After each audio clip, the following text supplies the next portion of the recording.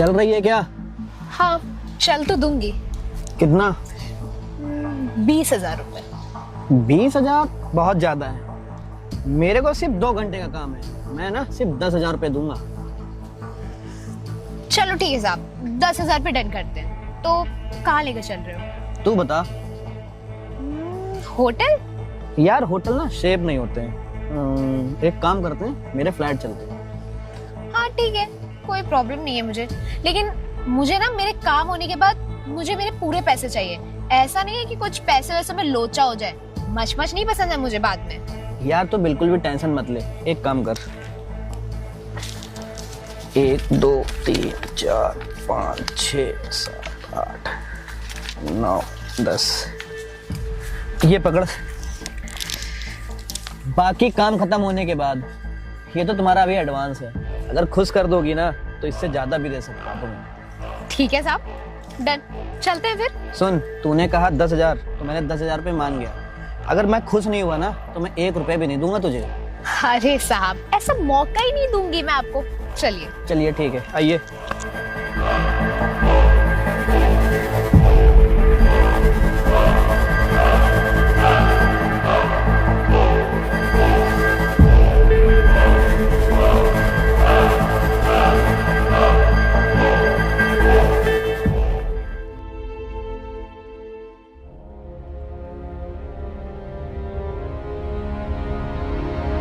क्यों भी ले आया? भाई ले तो आया हूँ, एक नंबर का माल है। बढ़िया है ना, जैसे मैंने बताया था एकदम फिगर। हाँ एक नंबर का फिगर है। अरे क्या बताऊँ तुम्हें, मैं तो एक ही बार में ही उसको देख के मैं तो वहीं से हिल गया था भाई। अच्छा, मेरी बात की तूने? अरे यार आदर्श, मैंने ना अकेले की बात की है। अबे यार, तो फिर मेरा क्या होगा यार, मुझे कैसे मिलेगा?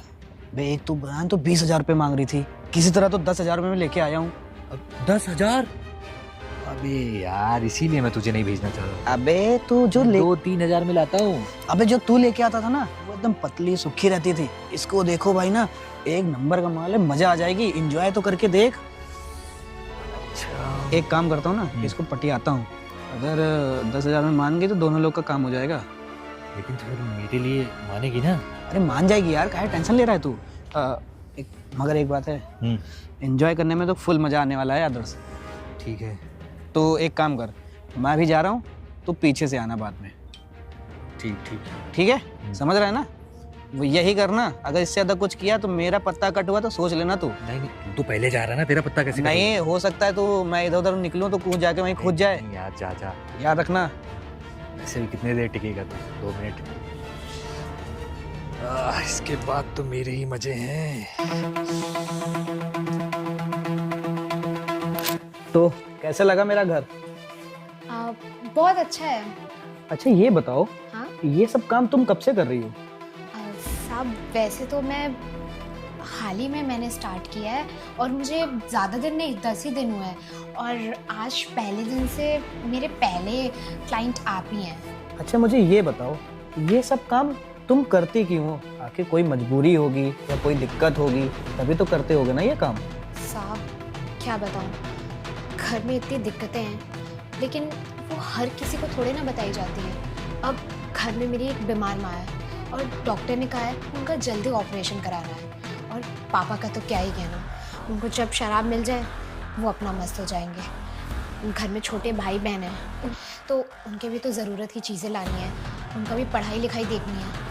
तो अकेले मेरी मम्मी कहाँ तक करेंगी? आखिर मुझे कुछ तो करना होगा ना। पर आप ना बिल्कुल चिंता मत करिए, मैं जिस काम के लिए आई हूँ मैं वो पूरा काम करके जाऊँगी। मुझे एक बात समझ में नहीं आ रही है कि तुम्हें यही काम क्यों मिला? किसी स्टोर में काम कर सकते थे, या किसी होटल में जाके काम कर सकते थे, या किसी साड़ी की दुकान पे काम कर सकते थे। तुम्हें ये सब करने की क्या ज़रूरत पड़ी? साहब, आपको क्या लगता है, क्या मैंने कभी कोशिश नहीं की होगी, या मैंने कभी कहीं ट्राई नहीं किया होगा?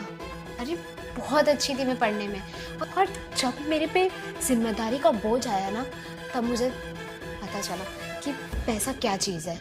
और मैंने बहुत ट्राई किया। जब मैं कहीं कहीं भी नौकरी करने गई हूँ ना, तो लोगों ने बस गलत नज़रों से ही देखा है।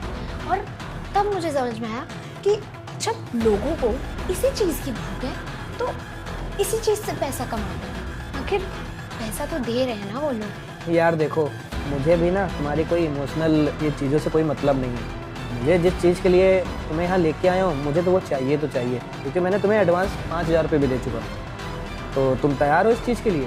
और साहब, आपने तो मुझसे ये सब चीज़ें पूछ ली, पर आपको भी तो इसी सब की नीड है ना। पर छोड़िए, हटाइए, मुझे क्या, मुझे तो आप जिस काम के लिए लेकर आए हैं मैं वो काम करने के लिए तैयार हूँ। अच्छा ठीक है, तुम्हें 5,000 रुपये दे चुका था ना मैं, ये 5,000 और।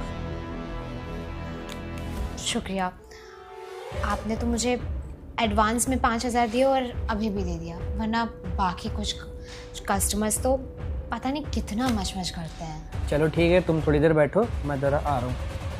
जी।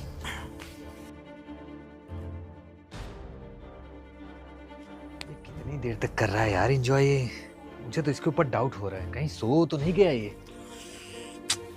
कब आएगा? अभी आ गया तू? अबे मैं जाऊं?